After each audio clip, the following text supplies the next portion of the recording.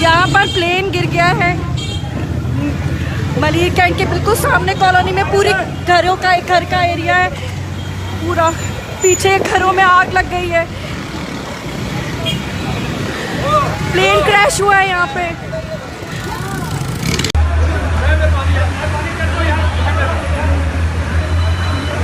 नानी को बताएं, बात करें इमाम से, आप यहाँ पे